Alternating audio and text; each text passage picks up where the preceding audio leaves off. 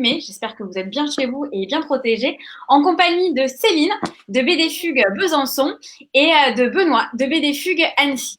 Alors, on est là pour un truc assez spécial. On va faire une dédicace en live. Alors, qu'est-ce que c'est? Heureusement, c'est pas moi qui dessine, mais il y a un auteur que vous connaissez tous qui va arriver et qui va faire des dédicaces en live grâce au réseau BD Fugue. Mais avant ça, du coup, je voulais poser juste une petite question à Céline et Benoît. Du coup, le déconfinement, c'est lundi. Comment ça va se passer? Allez, honneur aux filles. Merci. Nous, déjà perso, c'est mardi, donc ça va. D'accord. Parce qu'on sera ouvert mardi. Après, nous, ça fait 2 semaines qu'on fait du drive, notamment demain. Les gens passent leurs commandes par mail ou par le site. Et puis, du coup, on est là le mercredi et le samedi pour leur donner en direct avec nos petits masques, nos petits gants, nos grandes distances. Voilà. Donc, ça fait un petit moment qu'on gère comme ça. Donc, nous, on est plutôt cool. Super. Et il y a un peu de monde là, ça va? Enfin, vous arrivez quand même à faire. Ouais, il y a du monde, il y a des commandes, il y a des gens qui se passent et puis du coup qui en profitent pour prendre leur petite suite. Donc nous, ça va, on est très contents. Les gens nous ont beaucoup soutenus dès le départ, nous demandant est-ce qu'on peut faire des chèques, des trucs. Donc c'était vraiment super. Nos clients sont fantastiques. Trop cool. Donc, le déconfinement, tu le sens plutôt bien. Ouais, on arrête le drive et on commence la. Ça va bien se passer, ouais. Cool. Et toi, Benoît, côté Annecy, ça donne quoi? Nous, on reprend lundi après-midi en ouverture au public, puisqu'on est toujours ouvert habituellement le lundi après-midi. Là, on y était un peu pour commencer, pareil, à préparer la librairie, parce que ça va être du travail comme avant, mais pas complètement, puisque tu as les gestes barrières à mettre en place, tu présentes différemment la librairie, il faut un petit sens de circulation. C'est surtout aussi une grosse dose d'inconnu pour la reprise. On espère que ça va bien se passer, on pense que les gens seront au rendez-vous. Mais c'est surtout, on est content de reprendre, hein, sortir de chez soi, effectivement, mais le faire en sécurité. Donc il y a un petit peu de préparation à l'avance. Mais ça va bien se passer, on n'est pas inquiet. Écoute, nous non plus, et je pense que je suis pas la seule à dire qu'on a très hâte de retourner en librairie. Et donc, du coup, sans plus trop de mystère, alors que c'est marqué au-dessus du poste, donc vous l'avez tous deviné, hop, l'auteur qui sera avec nous, c'est donc Jérôme Alquier. Salut Jérôme. Bonjour. Ça va Jérôme? Est-ce que tu es prêt pour 1 heure et demie de folie de dédicace sur l'univers d'Albator? Oui, il n'y a pas de problème. C'est mon quotidien 24 heures sur 24, donc il n'y a vraiment aucun souci là-dessus. Bon, ok, super. Du coup, je récapitule et après, je vais me taire. Du coup, il y a eu pas mal de commandes qui ont été faites sur le site de BD Fugue. Vous avez normalement l'adresse qui est dans le descriptif du post. Donc, vous pouvez commander en fait encore des bandes dessinées jusqu'à 20 heures aujourd'hui. Et du coup, elles seront prises en compte. Donc, il n'y aura pas de souci. Il faut bien laisser votre prénom et votre nom et vous pouvez aller les récupérer dans le BD Fugue de votre ville. Et donc, si je ne me trompe pas, et sans me faire taper sur les doigts, il y a donc 5 librairies BD Fugue: Besançon, Annecy, Nice, Toulouse et Grenoble. Grenoble. Voilà, j'étais pas sûre. Et il y a bien sûr le .com. Donc voilà, donc c'est jusqu'à 20 h. Cher public de Facebook, si vous avez des questions à poser à Jérôme Alquier, je me ferai un plaisir de les dire tout au long du live pour qu'il puisse dessiner en même temps qu'il répond. Oui, c'est ça, tout à fait, ça a un sens. Et aussi, on a bien, rassurez-vous, Céline et Benoît ont bien pris en compte toutes vos questions que vous avez posées par mail pour vous qui avez acheté la BD. Donc, on va les poser au fur et à mesure. On a tout aggloméré parce qu'il y avait forcément pas mal de questions qui revenaient. Donc, voilà, on va essayer vraiment d'être le plus complet possible. Est-ce que j'ai oublié quelque chose? Non, très bien, super. Parfait. Alors, du coup, si vous avez déjà des questions, Céline, Benoît, allez-y à poser à Jérôme pour commencer. On pose 1 ou 2 questions et après, on met Jérôme au taf. Allez, vas-y, commence Céline, si tu veux. Alors, question déjà là, plus logique. Comment est-ce que tu as découvert Albator? Ta première fois? Quand j'étais tout petit, parce que moi je suis de 75, donc c'est là vraiment la génération de Récréa 2, donc Goldorak, ce genre de dessin animé là. Albator en faisait partie. J'étais un petit peu petit au moment d'Albator, donc je me rappelle pas trop bien quand il est passé à la télé la première fois. Et je l'ai découvert un petit peu après l'ère Club Dorothée, donc c'était en 94 sur une émission de télé qui s'appelait Télévisator 2. Peut-être que ça va rappeler des souvenirs à certains d'entre vous, qui était présenté par Cyril Drevet, voilà, sur les jeux vidéo entre autres, et je suis tombé dessus et je me suis dit mais comment j'ai fait pour rater ça quand j'étais un peu plus jeune. Je trouvais ça superbe. En plus, c'était un petit morceau de Arcadia de ma jeunesse, parce que c'était la série, en l'occurrence, 84. Vous savez qu'il y a 2 séries, Albator 118, Albator 84. Donc, c'était un morceau de 84, mais du film qui avait été découpé en 5 épisodes. Et j'ai trouvé ça absolument hallucinant avec des superbes musiques romantico-mélancoliques, etc. J'ai totalement accroché et j'ai commencé à m'y intéresser. Alors, c'était en 94. On n'avait pas d'internet, on n'avait rien pour se documenter là-dessus, si ce n'est les boutiques spécialisées ou qui vendaient des artbooks, des choses comme ça. Et puis, de fil en aiguille, j'ai réussi un petit peu à comprendre tout le monde d'Albator. Et plus je découvrais, plus j'avais des questions nouvelles qui se posaient et plus ça me passionnait de découvrir ce monde-là.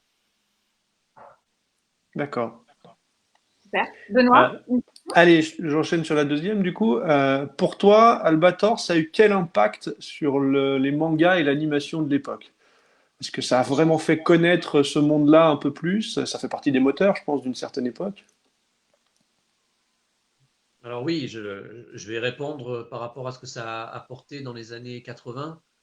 Ce qui est sûr, c'est que c'est une série un peu à part, parce qu'on se retrouvait avec un héros qui était très différent de ce qu'on avait l'habitude de voir. D'habitude, c'était le gentil héros qui défend la veuve et l'orphelin. Les méchants, on voyait tout de suite bien comme il faut que c'était des méchants.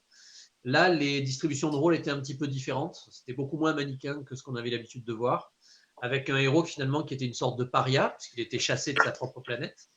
Nous qui étions pas du tout décrits comme des veuves et d'orphelins, mais qui au contraire étaient vraiment des gens paresseux, oisifs, etc.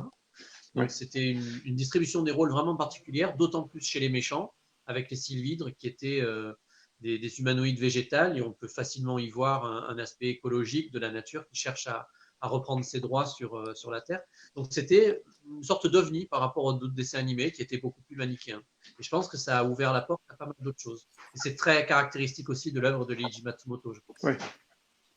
Ouais, amener cette réflexion, effectivement. On le voit beaucoup dans le manga, mais l'animé ayant repris le truc, c'est ne pas amener des personnages trop simples, des personnages qui sont un peu plus complexes, qui vont nous pousser à nous questionner aussi. Tout à fait, avec des relations entre les personnages qui sont très très particulières. Toute l'œuvre de Matsumoto, quand tu regardes différentes séries, tu vois des interconnexions, des choses que tu retrouves un petit peu dans Gun Frontier, tu retrouves le trio Albator, Toshiro et pseudo Emeraldas, etc. Et tu te rends compte qu'en fait, dans chaque univers, même si les thèmes abordés sont un petit peu différents, même si les univers et les époques sont très différentes, ça peut être de la SF, ça peut être du western, etc., tu retrouves toujours quand même ces mêmes relations et c'est très très important. On en parlera peut-être plus tard, mais quand on a démarré le projet, c'est vraiment ce que Leiji Matsumoto, sur lequel Leiji Matsumoto avait vraiment insisté, c'était qu'on ne trahisse pas et le caractère des personnages, ça c'est normal, mais surtout les relations en fait entre chaque personnage, ce qui liait chacun des personnages. Ouais, du coup, il y a plein de questions sur ta rencontre avec Leiji Matsumoto. Oui, c'était un grand moment. Ça s'est fait à la Japan Expo pour la sortie du tome 1. Donc, les étoiles étaient bien alignées. Hein. On avait un super stand Albator fait par les éditions Kana qui était vraiment magnifique. Où Leiji Matsumoto nous a fait l'amitié de venir nous rendre visite. J'ai eu la chance les rôles étaient un peu inversés, de lui dédicacer un album. Donc, c'était juste magique. C'est un super personnage. C'est un grand homme. Au-delà de l'artiste que l'on connaît de par ses créations, c'est aussi un grand homme très ouvert et la preuve est faite justement en ayant permis à un Français de pouvoir faire vivre son personnage. C'est une belle preuve d'ouverture d'esprit en tout cas. C'est vrai que tu as eu plus de chance que nous, parce que nous, il était venu au festival d'animation à Annecy, pour l'année où il y avait la présentation du Work in Progress sur le film en animation. Et c'est très codifié en fait quand tu rencontres un auteur japonais. J'ai vécu ça avec Go Nagai il y a que 2-3 années. Tu rentres, tu passes devant, il a ton nom, il a l'attaché de presse. Enfin, c'est vraiment hop, très rapide. Donc, en effet, Je vois pas ce que tu veux dire. On a eu la chance que ça dure un petit peu plus longtemps pour nous, donc même beaucoup plus longtemps. Non, c'était des très très bons moments. On s'est vu 3 fois durant les 2 jours de la Japan Expo où il était là. Et 3 moments très différents. La première rencontre, où c'était un petit peu tout nouveau, où clairement, j'en menais pas large. Et puis, la deuxième rencontre, c'était sur le stand de Cana. Et la troisième, c'était dans un moment un petit peu plus intime au resto, où on n'aborde évidemment pas du tout les mêmes choses. Et voilà, c'était inoubliable. Voilà, et si je devais garder qu'un seul mot, ce serait celui-là. Ah, c'est chouette. Du coup, j'ai une petite question, Jérôme. Pardon pour l'écho. C'est quoi qu'il y a derrière toi là? On voit des images qui défilent derrière ton écran. C'est quoi? C'est le tome 3 ou c'est autre chose? Ouais, c'est le tome 3. C'est le tome 3 que je vous ai mis en tout petit, mais c'est des petits morceaux du tome 3. Et il y avait à l'instant, là où je me suis tourné, il y avait des petits crowbars d'un petit relooking. Je vais pas spoiler, hein, du coup, hein. Ne vous inquiétez pas, mais un petit relooking de l'Arcadia. Et par rapport à ce petit relooking, comme je changeais un petit peu 2-3 petites bricoles sur le vaisseau, il fallait en effet, comme pour tout le reste, hein, mais en particulier sur l'Arcadia, il fallait l'aval de Leiji Matsumoto. Et du coup, je lui ai envoyé non seulement les petits crowbars de comment ça évoluait, mais aussi quel était le mode de fonctionnement de ce qui avait été modifié. Et c'était ce qu'on voyait derrière. En fait, ce qu'on voyait, mais j'espère qu'on ne voyait pas trop malgré tout, quoi. Là, j'ai une question sur. Il y a un client qui m'a demandé l'Arcadia. Est-ce qu'on aura la chance de voir l'Arcadia vert?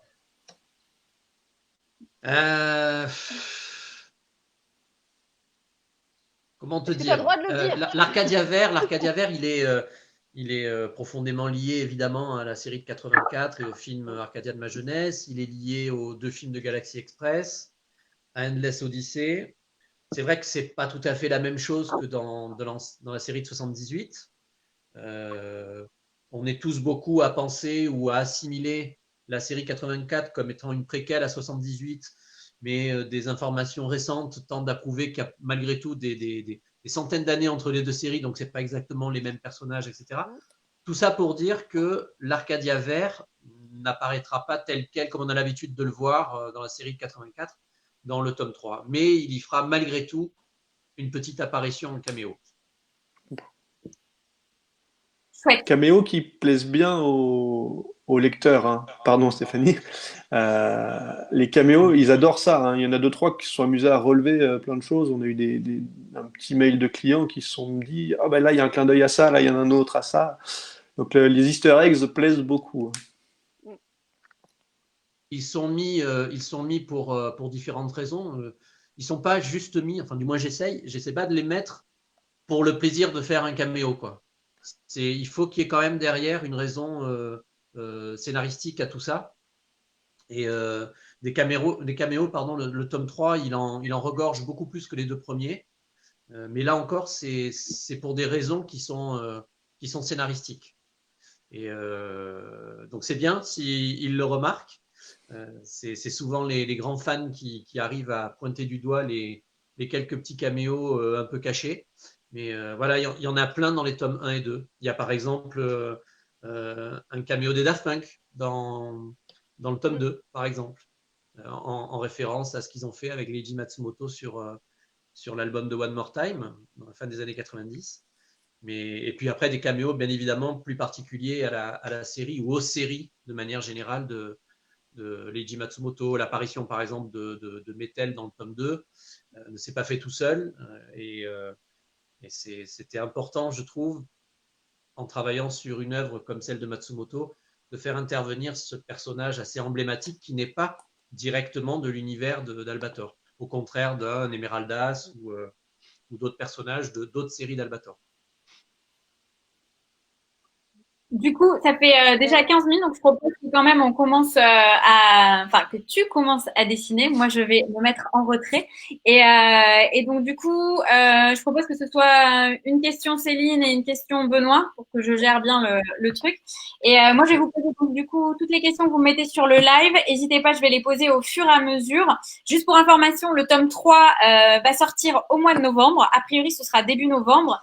Et donc, vous êtes bien sûr en live, en direct, en partenariat avec les librairies BD Fugue, où donc vous pouvez aller sur le lien qui est dans le post pour commander votre BD Albator, bien noté le nom et prénom. Et si vous êtes sur le live, n'hésitez pas à me dire si vous avez commandé sur le store. Comme ça, on pourra faire un dessin en direct, le vôtre peut-être. Et voilà, donc n'hésitez pas. Tac, tac. Et voilà, c'est tout ce que je voulais dire. Et donc, moi, je pars. Et alors, je vais essayer de voir si ça marche comme je le veux. Donc, on va commencer par Céline, tu fais une question? Ouais. Alors, On parlait de l'animé. Tu as connu Albator avec l'animé. Mais pour faire ta BD, tu t'es plutôt inspiré de l'animé ou vraiment à la base du manga papier, où tu as fait un petit mix entre les deux Bon, t'as pas le choix. Et juste avant ça, est-ce que Jérôme, tu peux monter ta feuille un peu vers ta droite? Ouais, c'est beaucoup mieux. Bah parfait, super. Oh top, noté. Et donc on va commencer avec Fabrice Lopez, juste que j'ai vu qui est dans le chat. Donc Fabrice, si tu es là, enfin tu viens de commenter, donc oui, je voudrais bien que tu me dises qu'est-ce que tu veux avoir comme personnage. Et en attendant, sa réponse, Jérôme, je te laisse, on dirait vraiment une dictatrice. Je te laisse répondre à la question de Céline. Ok, écoute, je commence par un Albator, hein, histoire de se mettre en jambe. Alors, pour répondre à ta question, au tout départ du projet, en fait, on avait comme comme contrainte, de se baser sur le manga. C'est-à-dire sur le manga qui a donné naissance à la série de 78. Est-ce que c'est bon au niveau juste de la dédicace? Vous voyez bien ou pas? Parfait. Ok. Donc, on avait comme nécessité de partir du manga de 78 et on n'avait pas du tout la certitude qu'on pourrait utiliser les éléments qui sont additionnels au manga et qui ont été dans la série animée, comme par exemple l'Arcadia bleu, comme par exemple le personnage de Stelly, de Mayu, la petite fille à l'ocarina. Et ça s'est fait petit à petit. Donc, il a fallu au départ adapter un scénario pour qu'il soit parfaitement compatible au manga et puis après voir si on pouvait écarter tout ça à la série animée. Ce qui est clair, c'est que moi, mon objectif, c'était en effet de faire un album qui était le plus fidèle possible au Capitaine Harlock de Leiji Matsumoto au Japon, mais aussi du Capitaine Albator que les Français ont connu, et ce depuis le début des années 80. Pas juste ceux qui s'y sont intéressés en manga, milieu des années 90, lorsque Kana, déjà à l'époque, éditait les mangas originaux de Leiji Matsumoto. Parce que nous, on a connu Albator vraiment au travers du dessin animé et pas du manga. Donc, il fallait qu'on retrouve un petit peu les codes du dessin animé, il fallait qu'on retrouve les personnages, et ça s'est fait petit à petit. Donc, pour répondre vraiment à ta question, au départ, manga, et puis après, on a essayé quand même de demander des autorisations pour faire intervenir des personnages de l'animé, notamment le personnage de Stelly. J'insiste vraiment là-dessus parce que c'est le personnage qui est, pour moi, le plus important dans ceux qui ont été rajoutés par rapport au manga, et c'est celui qui permet à Albator d'avoir un double niveau de lecture et surtout deux facettes de sa personnalité qui peuvent ressortir. On y retrouve bien le Albator très impitoyable, noir, ténébreux, avec un regard très très dur, et en même temps un Albator qui est capable de s'attendrir complètement dès qu'il entend les notes de l'ocarina. C'était quelque chose qui m'intéressait beaucoup et que j'avais en plus clairement envie de traiter et d'exploiter scénaristiquement, notamment avec le tome 2, pour ceux qui l'ont déjà lu. Et je voulais vraiment que le personnage de Stelly soit présent. Mais justement, c'est vraiment bien fait, parce que moi, je sais, quand je le lis, dans ma tête, j'ai leur voix, en fait. J'ai vraiment les voix de la. Et puis tu entends la musique, c'est ça, de l'ocarina? Oui, l'idée, c'est ça, c'est que... Forcément, ouais, donc, non, c'est vraiment bien. Alors attendez, vous, ça a bugué ou pas l'image de Jérôme? Ou c'est que moi? Ouais. Non, ça a bugué, ouais. Ça a bugué? Elle vient de bugger, ouais. Jérôme, ton image a bugué?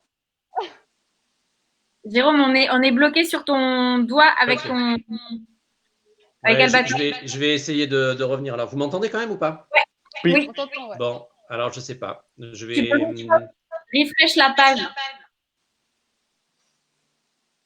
Parfait, tu refresh, je le sens là. Très belle étiquette. Il revient. Je vais vous montrer l'album en attendant. Hein, ce sera peut-être pas mal. Voilà, ça c'est le... Est-ce que je suis revenu? Attends 2 secondes, Jérôme. Oui, tu es revenu, c'est bon. Allez, super. Et je suis bien cadré? C'est parfait. Allez, je continue. Et juste, celui-ci sera pour Fabrice. Je te le dis. Et tu peux faire exactement le même pour Jean-Michel. Voilà. Ok. Voilà. Une rapidité, Fabrice. c'est hallucinant. Ouais, va vite, hein. C'est tac-tac, allez, au bic, En plus. c'est terrible. Ça enchaîne combien des comme ça? Par Jérôme? contre, on n'a plus le son de Jérôme. Ouais, moi je vous entends, je vous entends. Là, Céline te demandait combien tu en enchaînes des dessins comme ça. Comme je viens de faire là? Ouais. Bah écoute, vous avez combien de BD là en dédicace? Il y en a un petit paquet? Il y en a quelques-unes, donc je vais essayer de satisfaire tous les gens qui Vous entendez Jérôme parce que moi je l'entends plus. Je vais essayer de satisfaire. Je vais essayer de satisfaire tous les gens qui m'ont commandé l'album. Bon alors. Chouette. Si tu t'entends plus, Benoît, je te propose de refresh ta page. Nous, on l'entend bien et on le voit bien. Au cas où. Céline, tu avais d'autres questions? Ouais, toi à la base, du coup, t'es plutôt un lecteur de manga ou tu regardes plus les animés en règle générale? Ça a été mon professeur de dessin, beaucoup de temps passé derrière la télé. J'avais plutôt des BD franco-belges ou simili franco-belges qui étaient adaptés des dessins animés, dont celle d'ailleurs d'Albator à l'époque, mais d'autres dessins animés de cette époque-là. Et puis, je suis venu au manga un petit peu tardivement, à peu près à l'époque où Akira est arrivé. J'avais absolument pas entendu parler des mangas avant. J'ai commencé à découvrir Akira et puis dans la foulée, j'ai essayé d'obtenir certains mangas, évidemment en japonais, parce qu'à l'époque, il n'était pas question de les sortir en français. Je parle des débuts des années 90. Et voilà, j'ai découvert ça un petit peu sur le tard. Mais j'étais un gros admirateur de cases avant d'être lecteur de manga. Et je trouve que c'est ça la particularité aussi du manga, c'est que même sans parler japonais, le découpage des cases, la construction, la mise en page, etc. est tel que, même si évidemment on ne comprend pas tout, parce que des fois on a besoin du texte, c'est quand même très clair. Beaucoup plus clair peut-être que certaines BD plus basées sur du texte. On voit qu'il y a un découpage très cinématographique, très visuel, et quand bien même c'est du manga, on voit aussi qu'il y a une certaine influence de la télévision et de l'animation.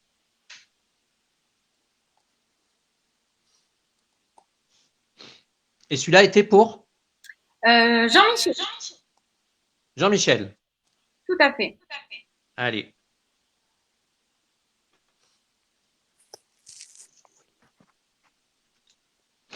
Après, j'ai, si tu veux, un Yataran pour Guillaume.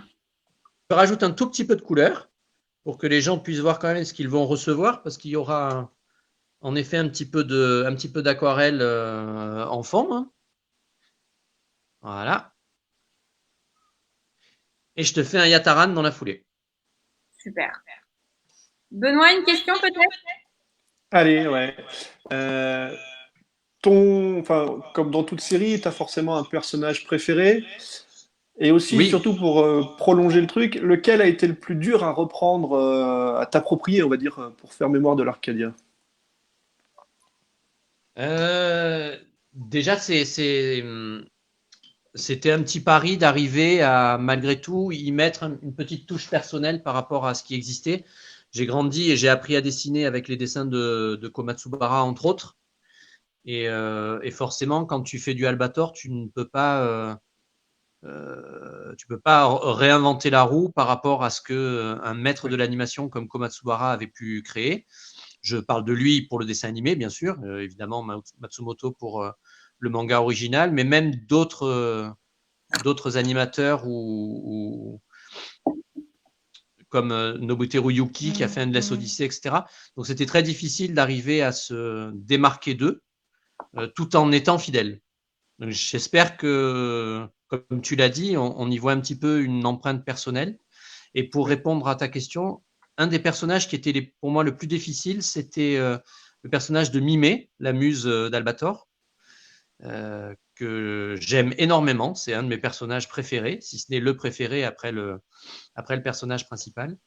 Et il m'a demandé beaucoup de mal. J'en ai raté énormément avant de commencer à finalement à peu près le maîtriser. Mais j'en rate toujours.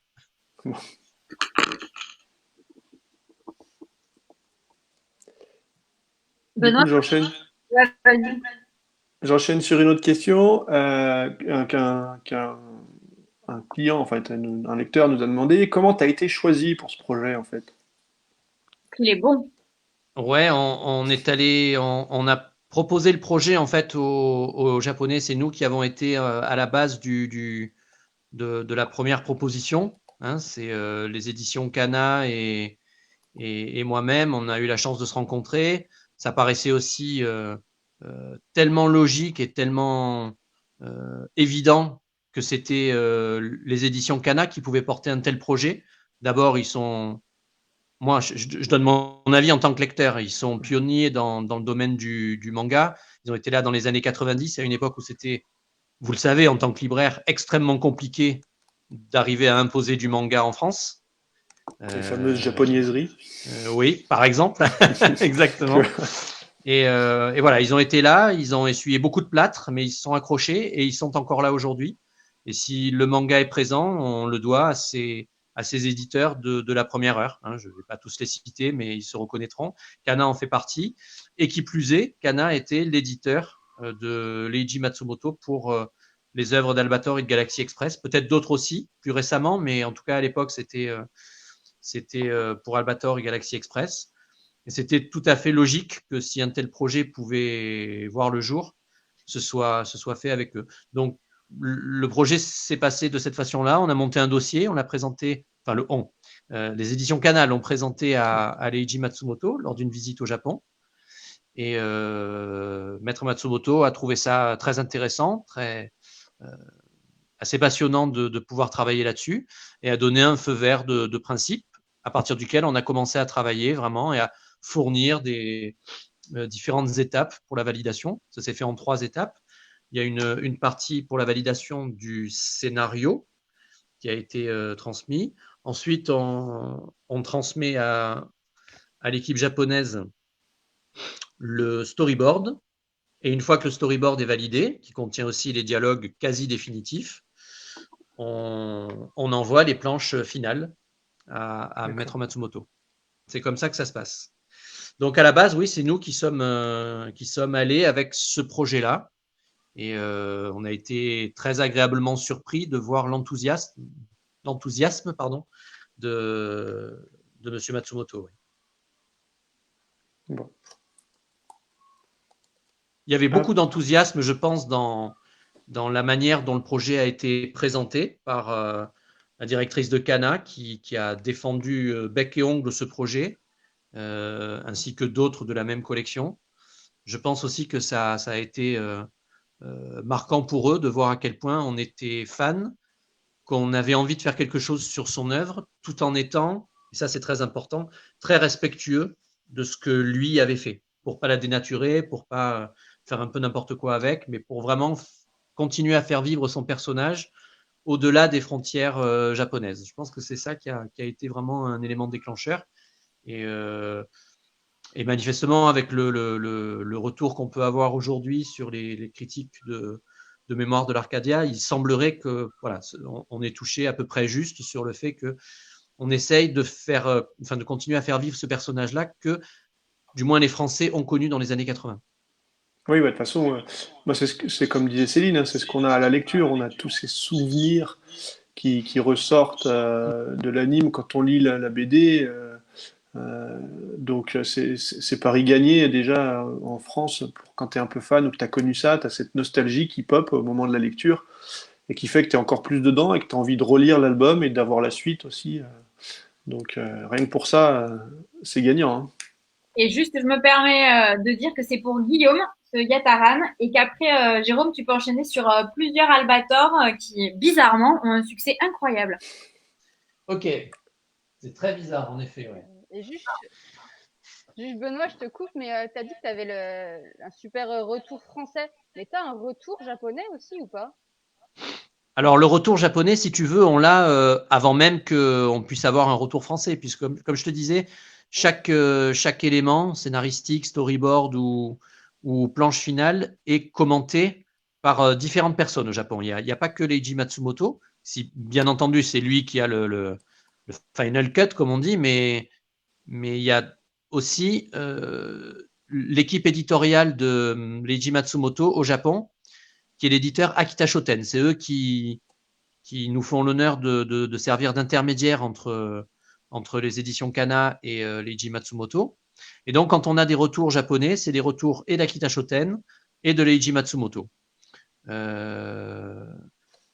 Ces retours-là, c'est très intéressant parce que ce que vous voyez en tant que lecteur, c'est ce que je propose, mais qui est passé dans la moulinette de la validation et peut-être de la correction parfois, ou des ajustements, on va dire plus exactement, de Leiji Matsumoto et de Akita Shoten. Donc finalement, ce retour, on a d'abord le retour du Japon avant d'avoir le retour français.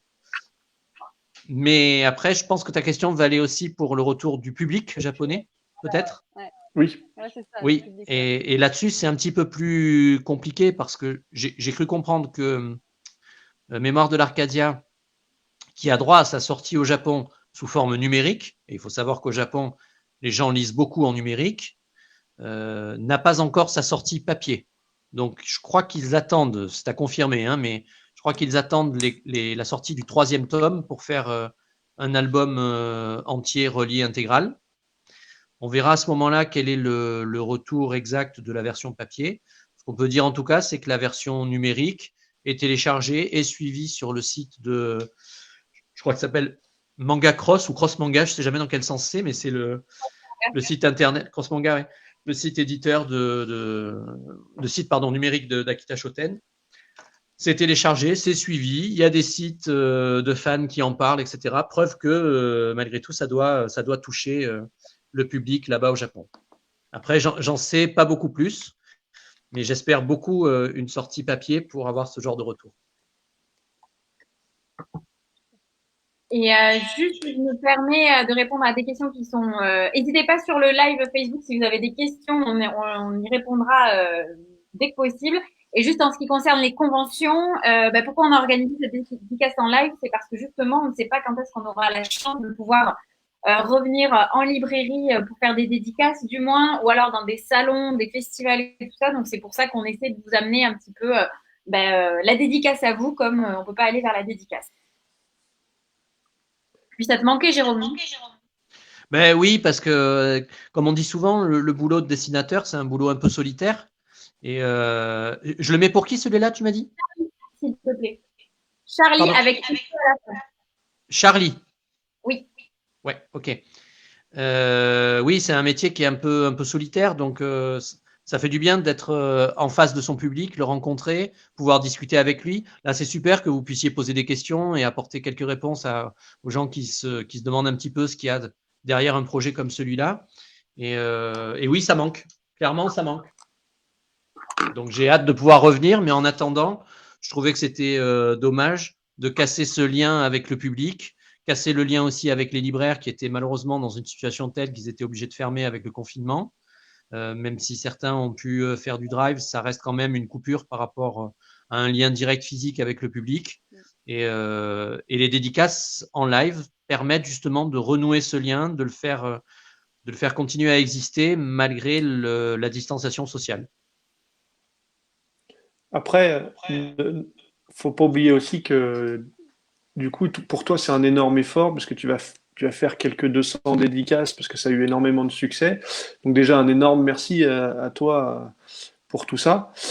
Et puis nous, on le prend aussi comme un superbe soutien aux librairies indépendantes, d'avoir ces opportunités de faire une dédicace en live et de, comme tu disais, de maintenir ce contact, de ne pas baisser les bras et la technologie le permettant de continuer de partager avec les gens cette passion. C'est génial, c'est génial. Mais c'est sûr que merci à toi encore de faire ce nombre de dédicaces parce que ça a eu beaucoup, beaucoup de succès. Donc voilà, hein, là-dessus, on peut qu'être admiratif. C'est important aussi pour les auteurs, je le crois vraiment. J'ai un souvenir assez ému de la rencontre qu'on avait faite, tu dois t'en rappeler, Stéphanie, avec avec une grande partie des libraires en juin dernier. On avait la possibilité de les rencontrer. On sait, même si on ne le mesure pas toujours quand on est derrière sa planche à dessin, mais on sait à quel point la chaîne du livre, tous les maillons sont extrêmement importants pour arriver jusqu'au public, qui est finalement le juge de paix pas de la qualité, mais au moins d'un succès ou pas d'un projet. Et je trouve ça très très important dans des situations comme celle-là, que les libraires aient le plus d'armes possible pour continuer à faire vivre nos livres. Et nous-mêmes, on a besoin tout autant des libraires que eux ont besoin de livres et d'éditeurs derrière. Donc, il faut que tout le monde travaille main dans la main. C'est très, très important. Et voilà, c'est une solution qu'on a trouvée pour cette histoire de dédicace en live. Il y en aurait peut-être, ou il y en a peut-être beaucoup d'autres. Mais en tout cas, c'est vrai, c'est gentil de relever que ça demande évidemment du boulot, de dédicacer tout ça, etc. Mais ça reste malgré tout, Stéphanie peut en témoigner quand on en a discuté en off, ça reste malgré tout un plaisir, parce que c'est le lien avec les gens qui nous suivent, qui nous défendent, qui portent ce projet. Nous, on est là pour le fabriquer, mais derrière, une fois qu'il est lâché dans la nature, eh bien, c'est le public, c'est les libraires qui le défendent, etc. Il nous appartient presque plus. C'est important que ce lien soit conservé sur toute la chaîne du livre. Et puis comme ça, tu peux te mettre à jour de certaines séries où tu étais en retard, non? J'ai pas compris, pardon. Comme ça, je peux? Tu peux te mettre à jour de certaines séries où tu étais en retard. Oui, par exemple, oui. Oui, c'est vrai, oui. La télé marche à fond. Ouais. Oui, on nous a parlé d'un nombre de dédicaces par épisode de X-Files. Oui, c'est ça. Je note pas en nombre d'heures, je note en nombre d'épisodes d'X-Files. Je viens de terminer de la saison 8, donc on va attaquer la saison 9 là, et il n'y a que 20 épisodes, donc 20 fois 45 minutes, je vous laisse calculer. Voilà, donc c'est le challenge, finir avant la fin de la saison 9, avant la saison 10. Benoît, tu as une autre question peut-être? Ouais, ben, j'ai la fameuse question que beaucoup de monde se pose, parce que je pense qu'ils aimeraient tous être à ta place. Comment c'était de rencontrer le maître, Leiji Matsumoto, et est-ce que ça t'a permis d'appréhender un peu mieux, ou un peu plus intimement, on va dire, sa façon de travailler? Si ça m'a permis d'appréhender sa façon de travailler, mais ça m'a permis de comprendre un petit peu plus la philosophie de cet auteur, quoi, qui est vraiment très très particulier. D'abord, j'ai été vraiment touché par son ouverture.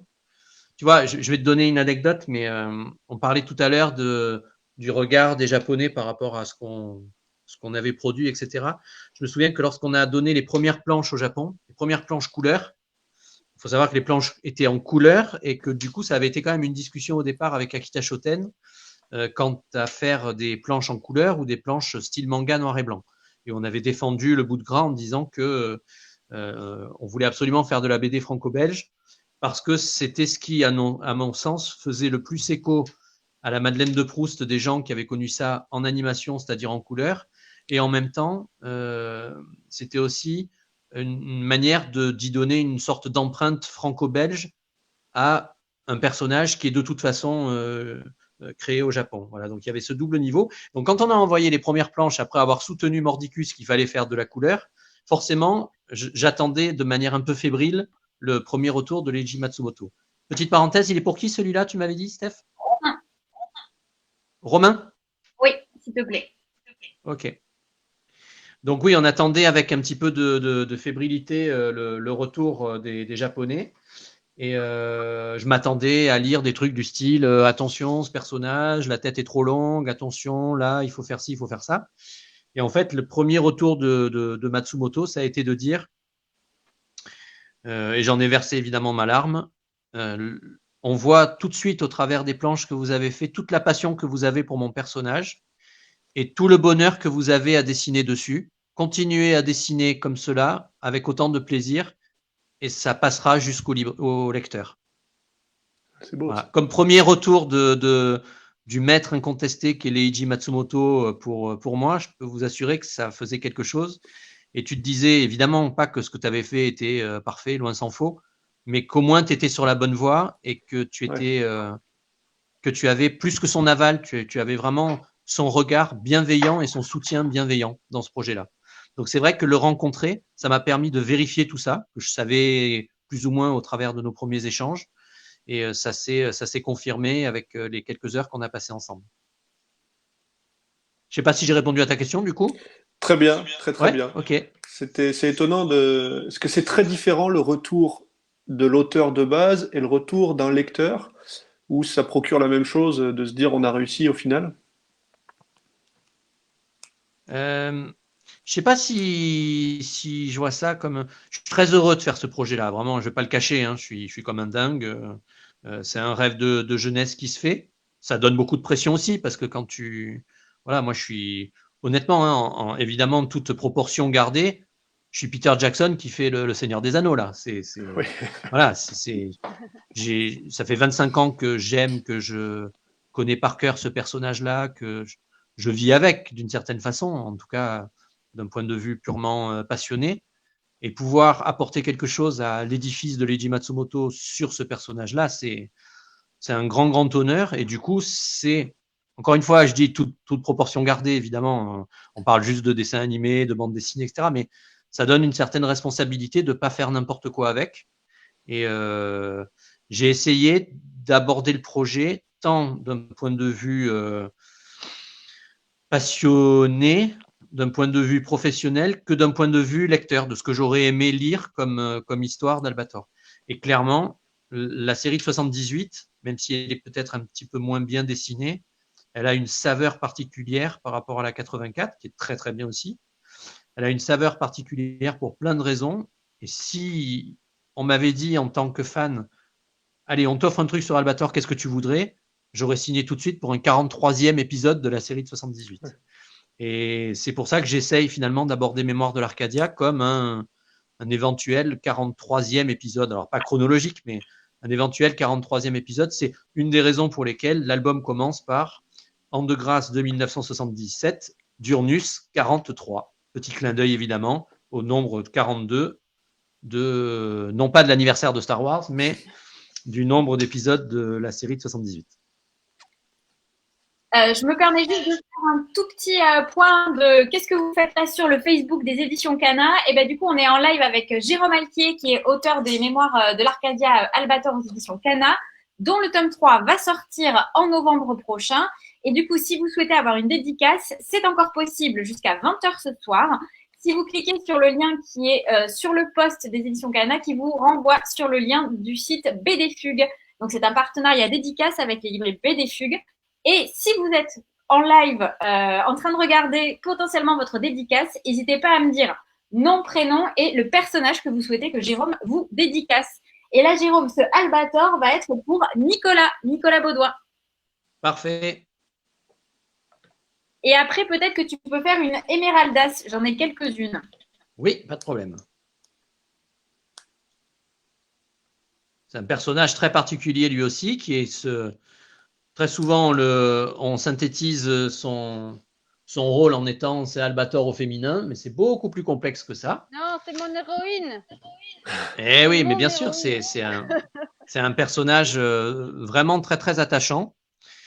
Et voilà, vous avez dû voir qu'il n'est pas dans les tomes 1 et 2. On verra si son sort sera meilleur dans le tome 3. Ah oui, s'il te plaît. J'avais un poster d'elle dans ma... Je suis fan absolue. Je veux qu'elle soit dans le 3. Est-ce que tu avais vu déjà après le 3 une autre série ou... Pardon, excuse-moi, j'ai pas entendu ta question. Après le tome 3, il y a déjà quelque chose qui est prévu?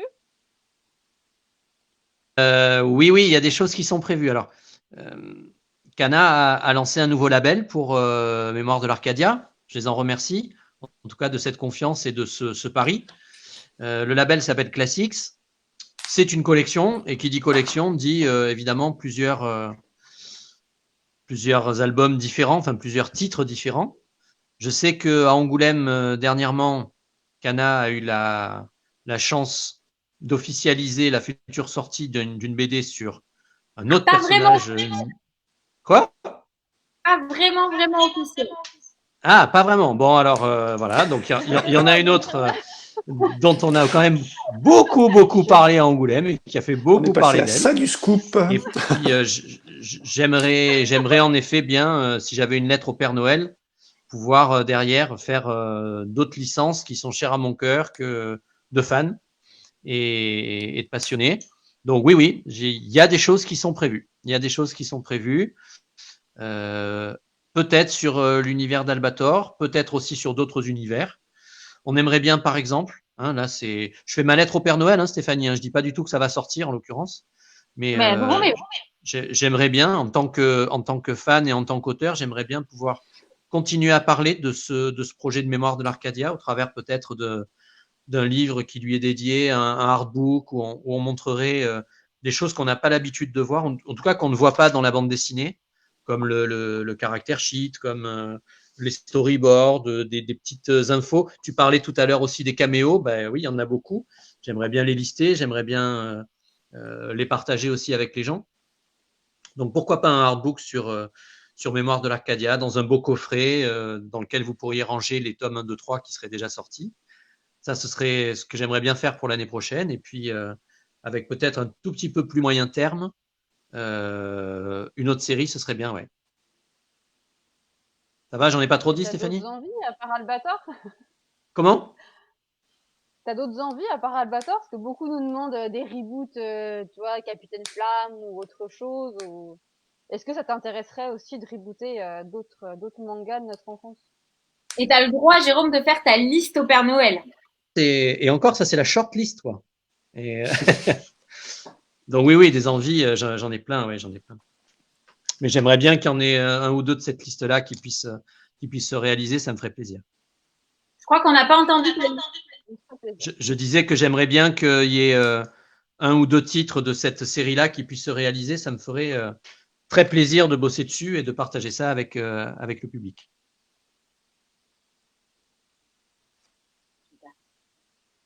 Céline, tu as d'autres questions qui t'étaient remontées ou pas? Justement, j'en ai une autre par rapport à Albator. J'ai quelqu'un qui me demandait si tu avais vu le film de 2013 et qu'est-ce que tu en avais pensé. Alors, le film de 2013, c'est un film qui est justement fait comme étant un développement d'Albator qui est un petit peu différent de ce qu'on a l'habitude de connaître dans les deux séries, on va dire, des années 80-90 et aussi dans celles qui ont pu être faites fin des années 90 et début 2000, que sont l'anneau des Nibelungen et Endless Odyssey. Il est, d'un point de vue technique, juste le Emeraldas, il n'est pas pour Céline, hein? Non, il est pour Anne. Anne, ok. Oui, donc il est techniquement, c'est une véritable tuerie. Enfin, moi, je trouve qu'on en prend plein les mirettes. C'est assez impressionnant. Je trouve que l'Arcadia, en plus, il est super beau. Il a des faux airs d'Alien. Enfin, c'est vraiment très, très beau et très, très original. Le Albator en question, et son équipage, il est très, très teinté de steampunk, bien clouté comme il faut, bien dark. Je trouve ça visuellement une très, très grande réussite. Avec mention spéciale pour le personnage de Mimé qui a changé de look et qui est juste une tuerie. D'un point de vue histoire, je retrouve un tout petit peu moins le personnage que j'aime d'Albator, ou du moins les côtés que j'aime d'Albator. Et j'aurais aimé encore plus avoir un ennemi plus difficile à vaincre que celui qui était là. Les Sylvidres m'ont manqué, soyons honnêtes. Mais c'est pas pour autant que j'ai pas aimé le film. Bien au contraire, il est très réussi et il a eu l'excellente idée de remettre un coup de neuf à ce personnage-là et de le faire découvrir à une très jeune génération. Je le vois aujourd'hui dans les dédicaces d'ailleurs. Je me tourne un peu pendant que je me suis arrêté là. Hop, voilà. Je vois dans les dédicaces justement que de plus en plus, on a la chance de voir venir des gens qui sont assez jeunes et qui ont découvert Albator par l'intermédiaire du film de 2013. Et c'est super parce que ça permet comme ça d'être d'avoir un personnage sur lequel on travaille qui est multigénérationnel. Ceux qui l'ont connu, qui ont 40, 50 ans, qui l'ont connu au début des années 80, et la plus jeune génération qui a découvert ça avec le film et qui a beaucoup accroché à ce personnage. Après, J'ai grâce répondu à à ta ta BD question? aussi, nous, on a, ouais, mais ta BD fait découvrir aussi autre chose. On a des clients qui ont plus de 30 ans, qui ont des enfants beaucoup plus jeunes, et du coup, qui leur font découvrir Albator, notamment grâce à ta BD. Donc, tu fais aussi découvrir Albator aux jeunes. À Leiji Matsumoto, quand on était ensemble à la Japan Expo, je dis que c'était un superbe cadeau qu'il nous faisait de nous permettre de travailler sur ce projet-là, et que le plus beau cadeau qui me serait donné de pouvoir lui faire, c'est de lui faire venir. Il n'en a évidemment pas besoin parce qu'il est internationalement connu, mais si je pouvais en plus, par l'intermédiaire de la BD, faire découvrir à une plus jeune génération ce qu'est le personnage d'Albator et venir s'intéresser à l'œuvre de Leiji Matsumoto par l'intermédiaire de Mémoire de l'Arcadia, c'était la cerise sur le gâteau. Et vraiment, je le pense parce que on le voit quand on est en dédicace, les plus jeunes qui sont habitués à des dessins vraiment très modernes et très récents, parfois n'accrochent pas forcément au style de trait de Leiji Matsumoto qui a un style de l'époque Osamu Tezuka. Alors moi, évidemment, je suis fan, donc évidemment, je trouve ça magnifique. Mais peut-être que pour la plus jeune génération qui découvre le manga et qui vit avec le manga, parce qu'aujourd'hui, il y a du manga partout, c'est peut-être pas forcément vers ce genre de dessin qu'il se tourne. Et il semblerait en effet que Mémoire de l'Arcadia, avec un style un peu plus moderne, avec la couleur, avec le franco-belge, etc., ne rebute pas, au contraire, cette jeune génération qui n'est pas facile à faire rentrer dans du Albator 78 ou du Galaxy Express de l'époque Matsumoto. Donc voilà, si ça permet comme ça de faire découvrir davantage de l'œuvre de Leiji Matsumoto, ce serait super. Puis il y a beaucoup de jeunes aussi qui sont très très sensibles à ce côté très nostalgico, mélancolique qu'il peut y avoir dans les œuvres de Matsumoto. J'essaye tant bien que mal de pouvoir aussi mettre dans Mémoire de l'Arcadia. Et une fois qu'ils sont rentrés dedans, le style de trait ne pose absolument plus aucun problème et ils découvrent l'œuvre de Matsumoto derrière. Donc c'est tant mieux, ça me fait plaisir de te l'entendre dire en tout cas, si la BD permet à un jeune public de faire découvrir l'œuvre de Matsumoto et plus particulièrement le personnage d'Albator qui j'espère traversera le temps et en plus de l'espace comme il le fait. Ouais, c'est une belle passerelle en fait. Oui, j'ai l'impression. C'est ça qui est bien, c'est une belle passerelle entre effectivement, parce que le manga original, il a ce côté un peu mélancolique, un peu philosophique par moments même posé dans la réflexion, qui est peut-être pas abordable si jeune que ça, je trouve. Enfin, qui est abordable, mais pour lequel on peut prendre du plaisir ou un coup de cœur en étant un peu plus expérimenté en termes de lecture de manga. Et justement, c'est une très belle passerelle moderne, les Mémoires de l'Arcadia, justement, pour amener à peut-être l'étape d'après, c'est la lecture du gros pavé qu'a réédité Kana, parce que c'est génial, ce gros pavé, ça fait super beau dans la bibliothèque, mais il faut aussi se lancer dedans à un moment donné quand même. Oh mince. Ça très bien comme résumé des choses. Il y a beaucoup de thèmes qui sont abordés dans Albator 78, que ce soit des thèmes robotiques, évidemment, hein, peut-être plus dans Galaxy Express encore que dans Albator, mais en tout cas, il y a la robotique qui est très présente. Il y a évidemment beaucoup d'humanisme, de romantisme, etc. Il y a l'écologie qui est très présente aussi. Et je reconnais que tous ces thèmes-là étaient peut-être un petit peu moins accessibles pour moi quand j'étais enfant. Je comprenais peut-être plus facilement et je prenais peut-être plus de plaisir, immédiat en tout cas, à regarder un robot avec des cornes jaunes exploser des Golgoth. Mais avec le recul, et c'est une chance d'ailleurs que j'ai pu découvrir Albator, j'avais 19-20 ans, donc j'étais pas tout à fait adulte parce que j'ai jamais réussi à l'être, mais voilà, au moins avec un regard un petit peu plus réfléchi et adulte que ce que j'avais quand j'avais 6-7 ans, à l'époque où ça passait. Et du coup, j'ai découvert ce deuxième niveau de lecture qu'il y a dans Albator, qui est pour moi vraiment ce qui fait tout son intérêt et toute sa richesse et sa profondeur. Et du coup, on avait encore une autre question qui est plus sur toi. Tu as toujours rêvé d'être dessinateur BD. enfin, ou dessinateur, on va dire.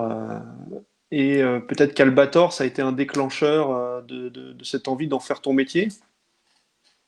Oui, c'est un bon résumé. J'ai toujours aimé dessiner. J'ai toujours fait ça en parallèle de l'école. J'ai pas suivi un parcours très typique pour un artiste parce que j'ai pas fait d'école d'art, j'ai pas fait les beaux-arts, j'ai rien fait de tout ça. J'ai un parcours qui est aux antipodes de ça, qui est beaucoup plus rigoureux, cartésien que l'artistique, même si ça m'a beaucoup aidé d'ailleurs de faire ce parcours-là. Et j'ai commencé à rêver d'en faire un métier. Oui, j'avais une vingtaine d'années. Donc, en effet, tu as tout à fait raison. Ça correspond à peu près à la période où j'ai rencontré Albator. Après, est-ce que c'est Albator qui m'a donné vraiment cette envie-là? J'en sais rien, parce que j'avais d'autres séries qui me plaisaient tout autant. Mais oui, ça coïncide en tout cas avec cette époque-là. Et quand j'ai commencé à travailler, j'ai eu une première vie professionnelle très éloignée de l'artistique, beaucoup plus technique. Et j'ai toujours dessiné en parallèle, exposé, tu sais, lors des festivals, des choses comme ça, ce que je pouvais faire. Les Japan Expo, à l'époque, c'était cartooniste. Ouais, toutes ces zones fans, toutes ces zones de fans Exactement. qui est très japonais au départ en plus, avec notamment leur festival spécial fanzine et compagnie. Hein, Hier, j'ai commencé à exposer et pouvoir rencontrer les gens qui étaient passionnés pareil.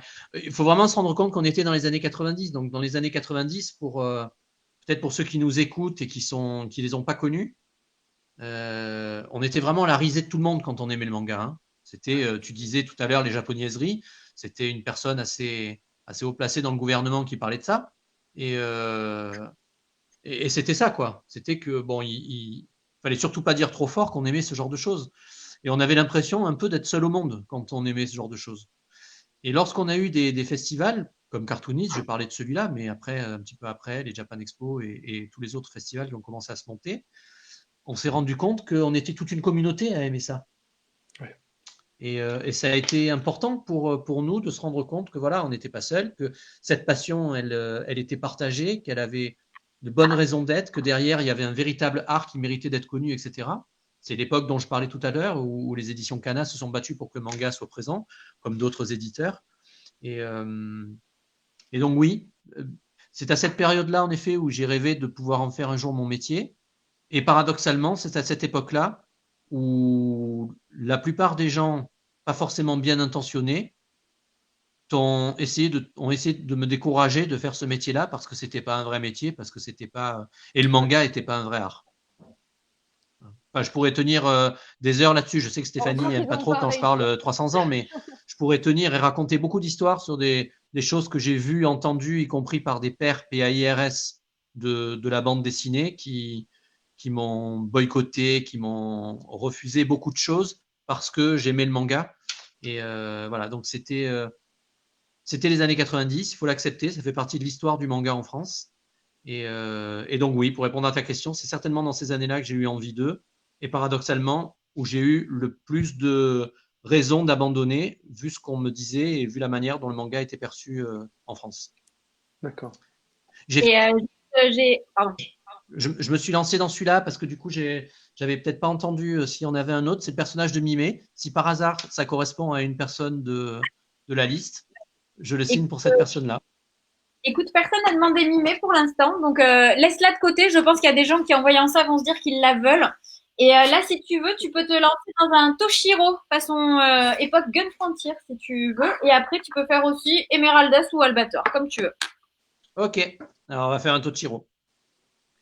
Et moi, j'avais juste une question, du coup, comme tu parlais des années 90 et tout ça, c'est quoi? T'es rentré quoi? Par quelle porte? Par le manga? Par la BD? C'est quoi qui fait que tu t'es mis à fond dans cet univers? C'est quoi ton manga ou préféré ou ta BD de référence?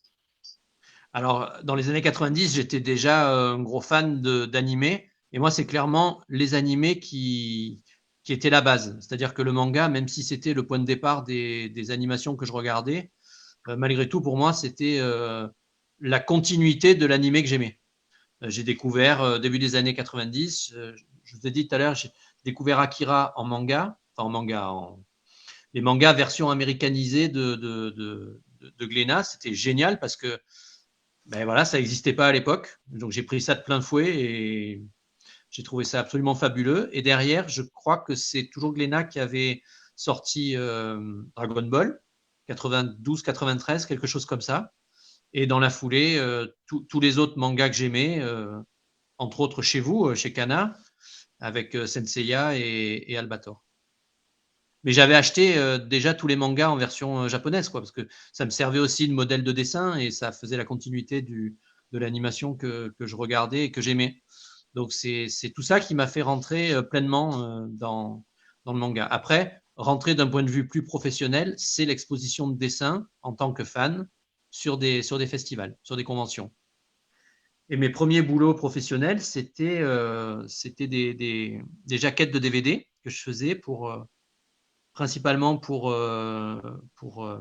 des clics images, pour IDP Home Vidéo aussi, avec des couvertures de DVD de séries que j'adorais, quoi, dont j'étais absolument fan. Donc, je faisais mes petites couvertures de cassettes vidéo à la maison quand j'enregistrais mes épisodes. Et bien là, on me proposait de le faire pour la France entière sur les couvertures de DVD. Donc, c'était plutôt sympa comme boulot. Et c'est le moins qu'on puisse dire. Et voilà, c'est le premier vrai boulot professionnel, c'était les jaquettes de DVD. Donc, plutôt animation que manga en l'occurrence. Ok. Je suis venu à la BD courant des années en 2010 chez un de vos confrères qui est Delcourt pour une BD franco-belge avec mon ami Arnaud Dolène qui était au scénario, qui s'appelait Surnaturel. Il y a eu 4 tomes. Et puis, pendant un petit moment, j'ai plus fait de BD. Et puis, l'envie de refaire de la BD et mes passions, évidemment très, très importantes pour les dessins animés des années 80, a fait que le projet d'adaptation BD franco-belge d'Albator a vu le jour naturellement. Et maintenant, tu ne fais plus que de la BD ou tu continues à côté? Non, je fais plein de choses. Je fais plein de choses. La BD fait partie de... Clairement, en majorité, c'est mon boulot. Mais je fais beaucoup d'autres choses. Je fais des dessins pour des jeux vidéo, pour des couvertures de romans, des logos, des trucs comme ça. C'est un métier qui permet de faire plein de choses. Alors c'est vrai que là, avec Mémoire de l'Arcadia, je suis un peu plus pris par la BD, mais j'aime toujours faire des expos, j'aime toujours donner des cours dans des médiathèques, des choses comme ça pour transmettre la passion, les connaissances que j'ai pu acquérir. Je me dis toujours que quand j'étais gamin, j'aurais adoré avoir un dessinateur de BD ou de manga qui vienne parler de son métier. J'ai jamais eu cette chance-là d'en rencontrer. Alors je me dis que si aujourd'hui, sur une classe de 30 élèves, il y en a un qui rêve un jour de devenir mangaka et que ça peut l'aider, eh ben, c'est que j'aurais servi à quelque chose. Donc voilà, j'aime beaucoup les interventions en école et en médiathèque, enfin en pôle culturel qui soutiennent justement ce genre de démarche. C'est cool ces interventions. J'en ai fait une ou deux auprès de bibliothèques. Alors, spécifiquement sur le manga pour le coup, parce que c'est vraiment mon rayon. Mais c'est là aussi que tu te rends compte que, comme tu disais tout à l'heure, le manga dans les années 90, c'était compliqué. Ça l'est encore par moment, par méconnaissance, mais il y a moins ce côté moqueur. Il y a plus ce côté méconnaissance absolue du sujet.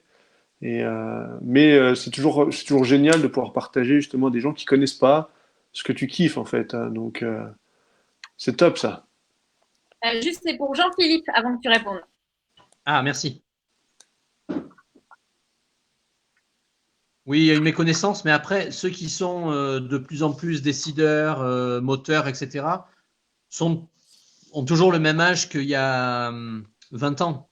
Donc, Oui. sauf que maintenant, ils ont grandi dans les années 80-90 où le manga était présent. Je suis toujours très surpris. C'est une Emeraldas, hein, c'est ça? Oui. Que je dois te faire. Tout à fait. Je te fais. Ouais, hein. Voilà, je suis toujours très, très agréablement surpris de voir mes amis comédiens, entre parenthèses de doublage pour certains qui sont de véritables rockstars aujourd'hui dans les festivals parce que leur voix, leur performance, leur jeu d'acteur a bercé l'enfance, la jeunesse de beaucoup de gens. petite pensée à tous mes amis de Dragon Ball, de Saint Seiya, etc. C'est absolument génial de voir la reconnaissance du public. Alors là, c'est plus le public très très jeune, mais c'est un public qui a grandi dans les années 80-90. Et un métier qui était un métier vraiment de l'ombre, comme le doublage dans les années 80-90, est devenu vraiment un phénomène très très important, qui est très présent sur les festivals, et ça me fait extrêmement plaisir pour voir à quel point, en tout cas, les mentalités ont clairement changé depuis les années 90. Même s'il y a encore des choses à faire en termes de méconnaissance, comme tu le dis, ceux qui connaissent en tout cas vivent pleinement leur manga sans aucune gêne, sans aucun a priori et sans du tout se poser la question s'ils vont être jugés pour ça, ce qui était malheureusement pas le cas à l'époque. Juste, je D'ailleurs, me moi, j'ai permets une question de... de faire un petit pardon, excuse-moi Céline, et après c'est à toi. C'est juste, tu bien sur le live des éditions Cana en direct avec Jérôme Alquier, qui est donc en train de faire une séance de dédicace en partenariat avec les librairies BD Fugue. Si vous n'avez pas encore votre tome d'Albator et que il faut réparer ça de suite, vous avez dans le post le lien pour commander votre BD tome 1 ou tome 2 ou les deux sur le site BD Fugue. Vous avez jusqu'à 20h ce soir pour que la commande soit prise en compte et que du coup vous ayez un dessin dédicacé par Jérôme qui vous sera remis en librairie après le déconfinement, bien évidemment. Donc, vous avez le lien jusqu'à 20h et nous, on a encore 15 grosses minutes de live. Mais Jérôme fera vraiment tous les dessins de toutes les commandes. Donc déjà, j'en profite pour te remercier encore une fois. Et Céline, vas-y, je te laisse parler, pardon. La seule chose que je pourrais pas vous faire en revanche en dédicace, c'est l'Arcadia parce que c'est vraiment très très long. Donc si vous pouvez, choisissez s'il vous plaît des personnages et pas le vaisseau, c'est vraiment trop long et trop difficile. Voilà, c'est la seule chose que je pourrais pas vous faire. Et moi, j'ai une question sinon de Pierre dit Pimpin, qui est un ami de longue date. Il me demandait pourquoi, à ton avis, Albator, ça semble vraiment être une œuvre qui a pas pris d'âge. Tu parlais de Dragon Ball, je sais pas, mais pourquoi Albator, à ton avis?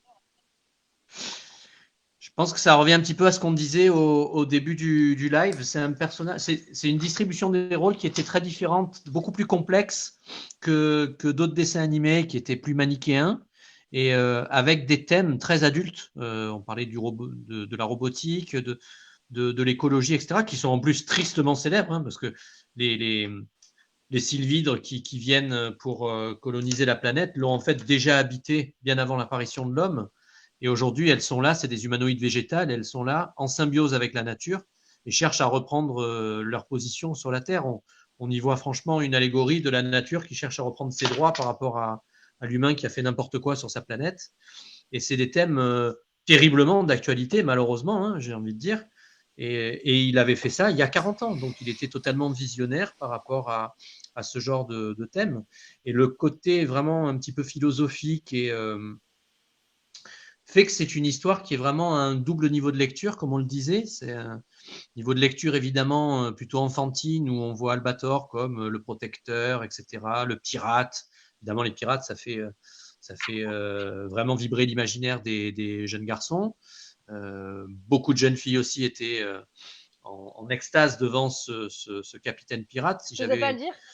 Hein, si j'avais 1 euro à chaque fois qu'une dame me disait en dédicace « Ah, j'étais amoureuse d'Albator, je serais millionnaire ». Et tout ça, ça fait que voilà, c'est une série qui est très adulte. Donc, quand on la redécouvre en étant adulte, eh ben, on la redécouvre avec un deuxième niveau de lecture, peut-être dont on ne se souvenait pas forcément à l'époque, parce qu'on était concentré sur Albator qui abordait des vaisseaux, des trucs peut-être plus spectaculaires que les réflexions philosophico-écologico-romantiques que Albator pouvait avoir dans ses histoires. Pour moi, ça fait de ce personnage-là quelqu'un vraiment d'intemporel. J'espère que ça va continuer comme ça, enfin, pas pour l'aspect écologique, mais j'espère que ça va continuer comme ça, de continuer à faire découvrir à une jeune génération un personnage qui est réellement complexe, hein, pour reprendre les termes que tu utilisais au départ. C'est vraiment un personnage complexe et beaucoup moins manichéen que d'autres séries qui, allez, peut-être ont, entre guillemets, un peu vieilli. C'est pour Frédéric. Ok, j'espère avoir répondu à la question de Pimpin. Frédéric, IC ou IQE? IC. IC, ok. Et après Et donc là, l'Emeraldas, je peux vous réaliser quoi? Albator. Ok. Céline, tu as une autre question? Il reste des internautes, enfin, des lecteurs ou pas? Il Voilà, reste on a une question. Moi, Vas-y, juste vas-y. un truc. La mimée que tu as fait tout à l'heure, il y a une demande sur les librairies bénéfiques. Pour le coup, elle serait pour Alexis. Tu as son nom, s'il te plaît? J'ai pas le nom de famille, par contre. Ok, bon, Attends, bah, parce qu'en plus, ça s'est mis à jour les commentaires. En tout cas, il y a une mimée qui a bien été demandée, donc elle sera bien prise. ok. Donc, Alexis, ça marche. Ah, tu sauras, Pimpin est très content de ta réponse. Et dernière question qu'on avait des lecteurs, enfin dernière, on a essayé de faire un peu tout. Comment tu procèdes pour construire tes albums? On va passer à 1h30. Alors, j'ai une manière de travailler qui est pas très très classique. Je travaille plus sous forme de, on va dire, de technique de dessin animé que de vrai BD, dans le sens où, bon, comme on a dit tout à l'heure, on fait du storyboard après le scénario. Une fois que le storyboard est validé et que j'attaque la planche finale, je dessine pas une planche, je dessine chaque case indépendamment les unes des autres. Je vais vous montrer. Je finis mon Albator et puis après je vous montre du coup des exemples. Euh, tous les dessins sont faits en fait sur des feuilles à part. Et même au sein de chaque case, parfois, je dessine les personnages indépendamment les uns des autres pour pouvoir encore les bouger légèrement, avoir un degré de liberté des uns par rapport aux autres, y compris par rapport au décor que je dessine aussi à part. Et je fais du compositing. Je remonte tout ça après une fois que tout est dessiné en noir et blanc sur papier. Je dessine pas du tout à la palette graphique. Je ne sais pas faire, je n'y arrive pas. Et en plus, j'aime le contact du stylo et du papier. Donc, je fais tout sur papier en noir et blanc. Je scanne et après, je colorise avec des outils numériques. Et je fais la mise en planche à partir de chacune des cases que j'ai faites indépendamment les unes des autres, ce qui me permet, comme ça, au dernier moment, de pouvoir faire quelques petits réajustements si je me rends compte que telle case est peut-être un peu moins intéressante que ce que le storyboard laissait paraître, et au contraire, une autre mérite une vue plus grande, et bien, je peux jouer justement sur la taille des cases, etc. J'ai ce degré de liberté parce que tout est fait indépendamment les uns des autres. Une vraie liberté d'assemblage. Ouais, c'est ça. J'ai pas trop vu cette manière de travailler chez d'autres personnes, mais en tout cas, moi, c'est celle qui me convient. Alors, c'est très gourmand en temps, hein, parce que ça demande beaucoup, beaucoup de travail. Parfois, il y a des choses qui sont dessinées et colorisées que l'on ne voit finalement pas, une fois le montage réalisé. Mais malgré tout, par rapport à ma manière de travailler, c'est pour moi ce qu'il y a de plus rapide et de plus simple. Voilà. Donc, je vais vous montrer, je vais faire une petite parenthèse, mais puisque tu me lances là-dessus, j'espère que vous verrez. Je vais reculer un tout petit peu la caméra, mais voici par exemple un classeur où je mets quelques-uns de mes originaux. Vous voyez, les originaux sont réalisés de cette taille-là. C'est gros, hein? C'est à peu près un rapport. Vous voyez quelque chose ou pas? Mets-le peut-être en grand écran, Steph, si tu peux. Ouais, voilà. Donc, c'est des dessins qui sont réalisés à peu près en taille x5 par rapport à ce que ça apparaît dans la BD. Donc, ils sont faits, je ne sais pas si on le voit, mais ils sont faits avec du crayonné bleuté et puis c'est ancré après en encre de Chine et en stylo, ce genre de petites choses là. Alors, je cache la marque histoire de ne pas faire de pub, mais voilà, ce genre de truc. Et c'est après que c'est scanné. Donc, voilà, ça, c'est les originaux. Il y a des originaux à 4 et même des très, très, très, très grands. Je finirai même cette petite interview pour vous montrer un dessin qui est du 40 par 50, donc un très gros truc. Voilà, c'est cette manière de travailler. Et Dia, une petite question, on va dire semi-pro et puis semi-intéressé personnellement. Des posters, des choses comme ça, vous en avez prévu ou pas? A priori, non. Mais Stéphanie, je te laisse répondre. Ah, merci. Oui, on pense, enfin, l'univers d'Albator est un univers très très riche et malheureusement, on n'a pas forcément tous les droits étant donné que ça appartient toujours à Matsumoto et à Akita Shoten, mais on réfléchit justement, comme on parlait tout à l'heure, Jérôme, à faire quelque chose d'un peu chouette pour l'année prochaine sur l'univers d'Albator. Donc voilà, c'est en réflexion sur la possibilité, la qualité, le rendu. On y réfléchit et on a très très envie de rendre encore plus vivace cette licence. D'accord. J'ai bien répondu, Jérôme? De mémoire de l'Arcadia, mais super, Steph, comme d'habitude. On aimerait bien que ça ne s'arrête pas, voilà, que l'histoire ne s'arrête pas à la sortie du 3e tome, mais qu'on continue à le faire vivre. Parce que c'est ça l'idée du projet de mémoire de l'Arcadia. C'est ça aussi, je pense, la philosophie des éditions Kana pour la collection Classics. C'est de permettre à des séries qui ont marqué notre jeunesse de continuer à vivre dans le temps. Et voilà, une fois que une série est terminée, il faut malgré tout continuer, enfin malgré tout, avec grand plaisir, continuer à la faire vivre pour qu'elle soit connue le plus possible. Donc c'est vrai que le tome 3 fera une fin à cette histoire-là, mais on réfléchit vraiment à plein d'autres possibilités, plein de petites choses. On peut en citer, hein, même que ça se fasse ou que ça se fasse pas, ça n'engage à rien. On avait imaginé un portfolio pour cette année à la Japan Expo, on avait imaginé plein de petites choses, des posters inédits comme tu le proposais. Et voilà, ça prend un petit peu de temps pour analyser la faisabilité. Non, bien évidemment, il faut peser tous les pour et les contre. Mais d'un point de vue envie et artistique, on est à fond derrière ce projet-là. Et si on peut faire quelque chose, ce sera avec plaisir qu'on le fera et qu'on le partagera avec le public. Et donc ça, eh ben, écoute, c'est pour Denis. Pour Denis? Denis, ouais. Denis, ça marche.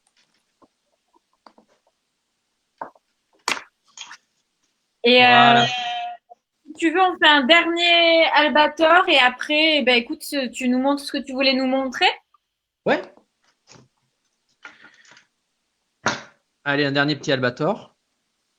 En tout cas, écoutez, je profite de ces petits moments pour remercier mes amis libraires de BD Fugue.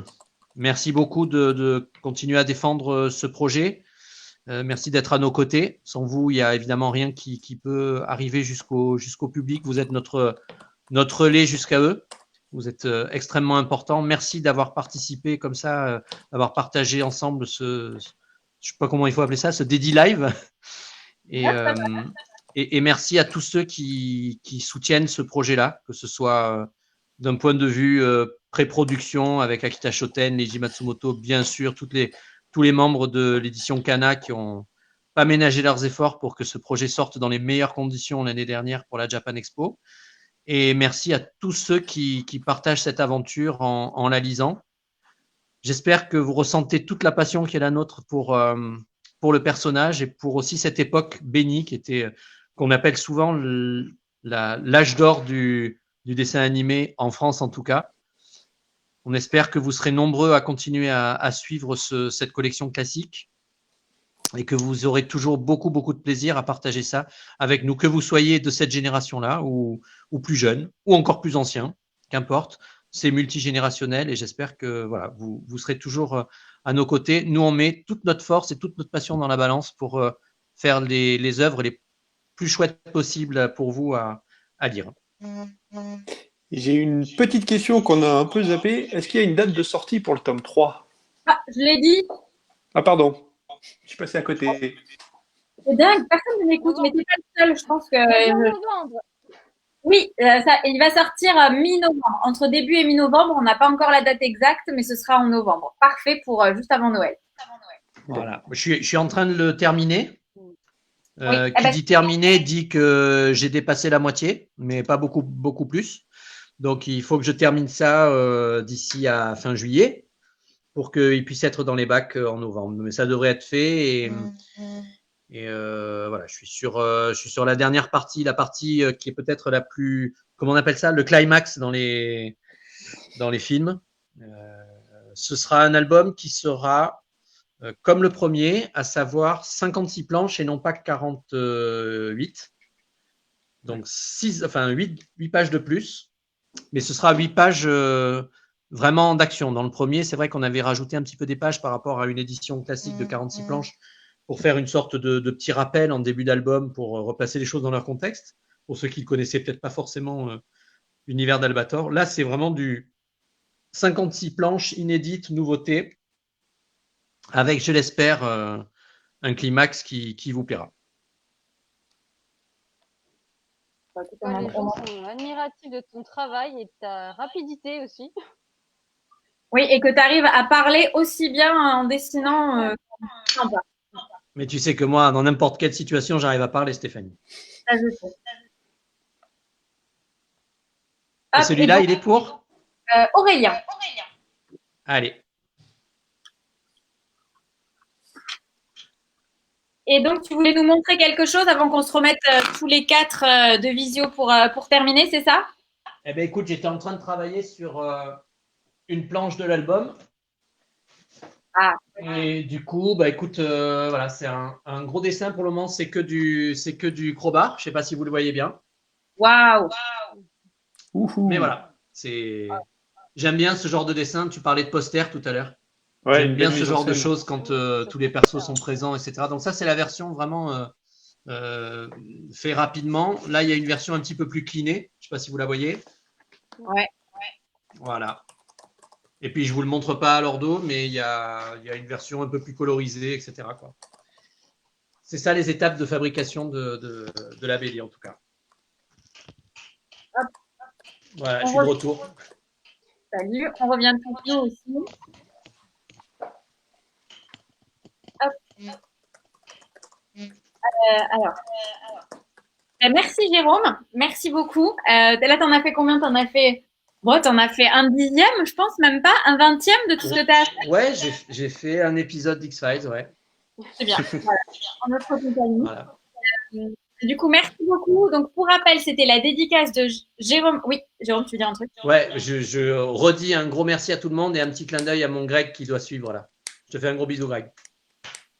Greg n'a pas commenté encore. Donc, vous avez jusqu'à 20h si vous voulez encore participer à la dédicace, donc qui sera plus en live, mais quand même recevoir un très beau dessin dédicacé signé par Jérôme Alquier. Le lien est sur le post des éditions Cana. Vous verrez qu'il renvoie au site BD Fugue. Vous pouvez commander le tome 1 et 2 si vous le souhaitez. Et n'hésitez pas à mettre vraiment votre nom et prénom et dans les commentaires si vous voulez le personnage que vous souhaitez. Donc, merci beaucoup aux libraires BD Fugue, à Vincent, à Thomas, à Céline, à Benoît et à tous les autres qui ont réussi, qui ont permis que ce soit possible. Et surtout, merci à toi, Jérôme, d'avoir pris le temps et de prendre le temps d'arriver à la saison 11 de X-Files avec tous ces dessins. Merci beaucoup, merci à chacun et encore un gros bisou aussi à Titou qui fête son anniversaire aujourd'hui et à mon grand garçon. Oh, bon anniversaire. Un énorme merci. Merci Jérôme, merci beaucoup. Bon, super. Merci beaucoup. À très vite en librairie, j'espère. Et faites attention pour le déconfinement, portez un masque. Faites attention qu'on ne se reconfine pas, s'il vous plaît. Donc voilà, on continuera les dédicaces en live. Je pense que c'est quelque chose qui pourra se continuer si l'auteur ne meurt pas après ses 200 dessins. Avec plaisir. Au revoir, merci beaucoup.